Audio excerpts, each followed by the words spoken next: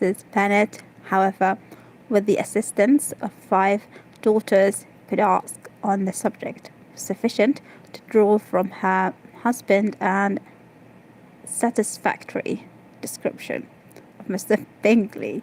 They attacked him in various ways, with barefaced questions, ingenious suppositions, and distant surmises. But he eluded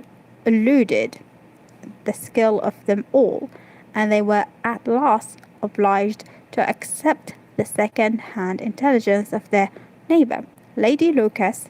His report was highly favourable. Sir William had been delighted with him.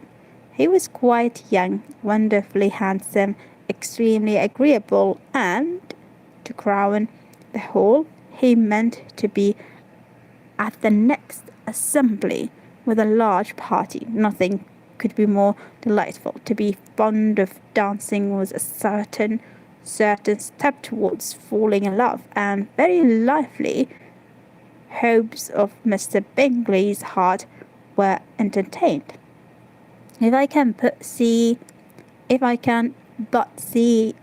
one of my daughters happily settled at Netherfield, said Mrs. Bennet to her husband, and all the others equally well married, I shall have nothing to wish for. I don't think I'm liking this novel in any shape or form.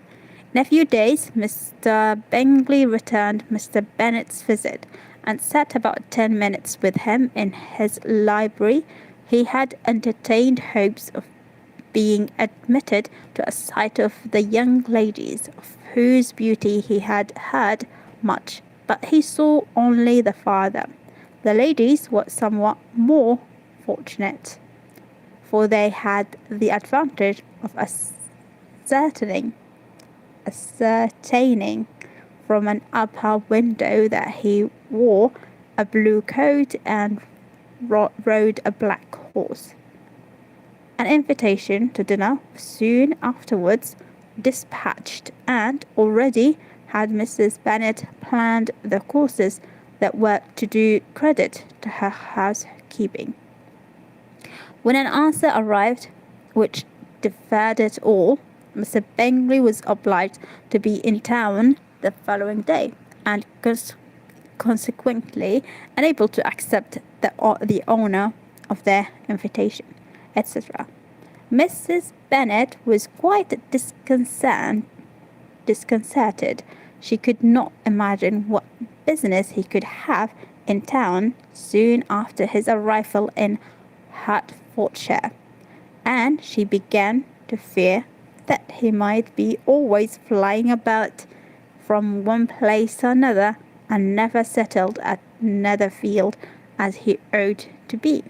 Lady Lucas quieted her fears as little by starting the idea of his being gone to London only to get a large party for the ball, and a report soon followed that Mr. Bingley was to bring 12 ladies and 7 gentlemen with him to assembly. The girls grieved over such a number of ladies, but were comforted the day before the ball by hearing that instead of 12 he brought only 6 with him from London, his 5 sisters and a cousin. And when the party entered the assembly room, it consisted of only 5 altogether: Mr. Bingley, his 2 sisters, the husband of the eldest, and another young man. Mr. Bingley was good-looking and gentlemanlike. He had a pleasant countenance and easy, unaffected manners. His sisters were fine women, with an air of decided fashion. His brother-in-law, Mr. Hurst, merely looked the gentleman.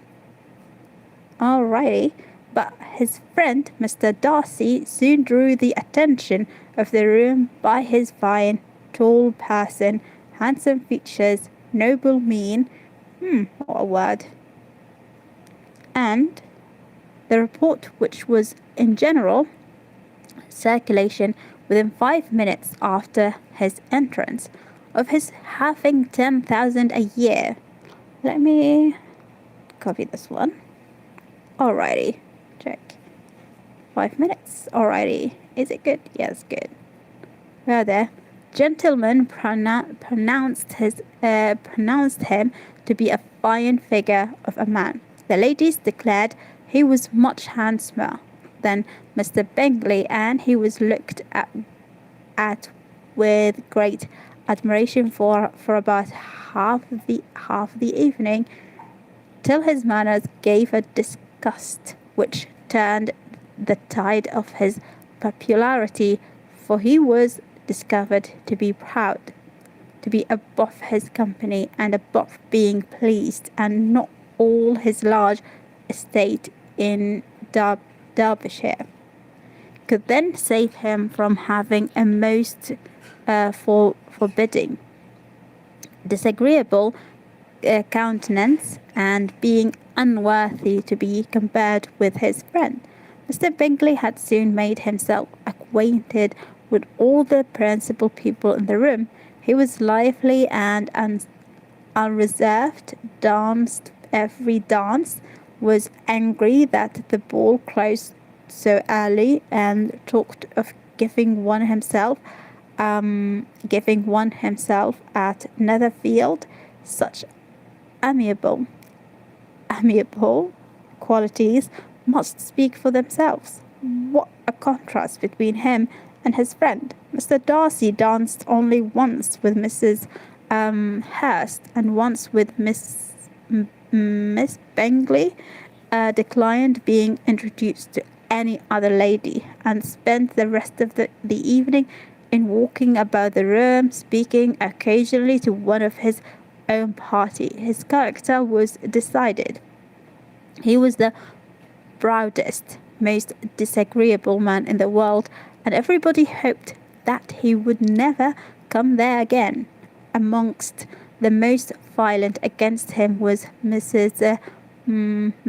Bennet, whose dislike of his general behaviour was sharpened into particular resentment by his having slighted one of her daughters. Elizabeth Bennet had been obliged by the scarcity of gentlemen to sit down for 2 dances, and during part of that time Mr. Darcy had been standing near enough for her to hear a conversation between him and Mr. Bingley, who came from the dance for a few minutes to press his friend to join it. "Come, Darcy," said he, "I must have you dance. I hate to see you standing about yourself in this stupid manner. You had much better dance." "I certainly shall not. You know how I detest it. Unless I am particularly acquainted with my partner, at such an assembly as this it would be insupportable.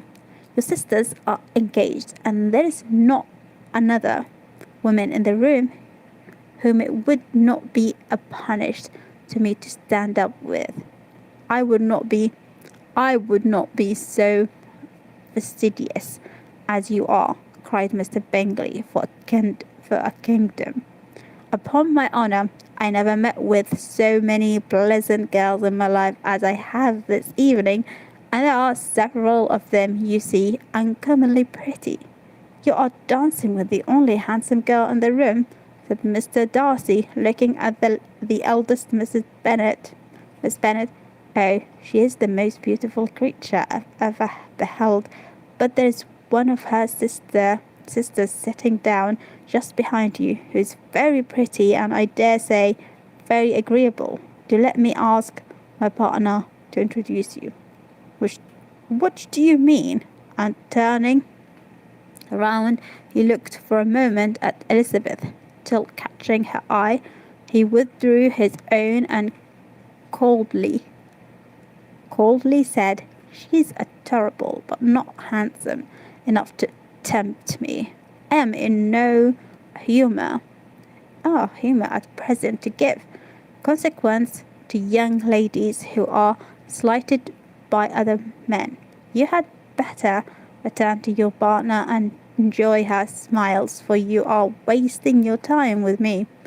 Mr. Bingley followed his advice. Mr. Darcy walked off, and Elizabeth remained with no very cordial feelings toward him. She told the story, however, with great spirit among her friends, for she had a lively, playful disposition which delighted in anything ridiculous. The evening altogether passed off pleasantly to the whole family. Mr. Bennet had seen her eldest daughter. Is it Mrs. Bennet? Yeah, no, Mr. Bennet had seen her oldest daughter much admired by the Netherfield party. Mr. Bingley had danced with her twice, and she had been distinguished by his sisters. Jane was as much gratified by this as her mother could be, though in a quieter way. Elizabeth felt Jane's pleasure. Mary had heard herself mentioned to Miss Bingley as the most accomplished girl in the neighbourhood, and Catherine and Lydia had been fortunate enough never to be without partners, which was all that they had yet learned to care for at a ball. They returned, therefore, in good spirits to Longbourn, the village where they lived, and of which they were the principal inhabitants. They found Mr. Bennet still up with a book. He was regardless of time, and on the present occasion he had a good deal of curiosity as to the events of an evening which had raised such splendid expectations. He had rather hoped that his wife's views on the stranger would be disappointed, but he soon found out that he had a different story to hear. "Oh, my dear Mr. Bennet," as she entered the room, "we have had a most delightful evening, a most excellent ball. I wish you had been there. Jane was so admired, nothing could be like it. Everybody said how well she looked, and Mr. Bingley thought her quite beautiful and danced with her twice. Only think, my dear, he actually danced with her twice, and she was the only creature in the room that he asked a second time. First of all, he asked Miss Lucas. I was so vexed to see him stand up with her, but, however, he did not admire her at all. Indeed, nobody can, you know. And he seemed quite struck with Jane as she was going down the dance, so he inquired who she was and got introduced, and asked her for the two next. Then the two third he danced with Miss King, and the two fourth with Maria Lucas, and the two fifth with Jane again, and the two sixth with Lizzie, and the Blonenga.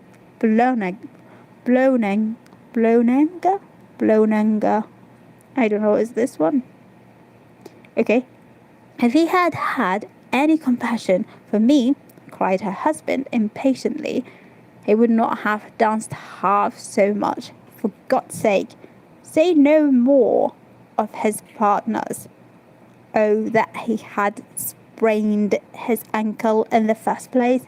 Oh, my dear, I am quite delighted with him. He's so excessively handsome, and his sisters are charming women.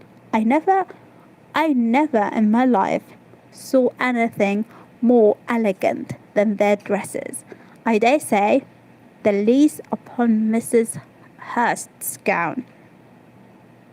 Here she was interpreted interpreted. Again, Mr. Bennet protested against any description of finery. She was therefore obliged to seek another branch of the subject, and related with much bitterness of spirit and some exaggeration the shocking rudeness of Mr. Darcy.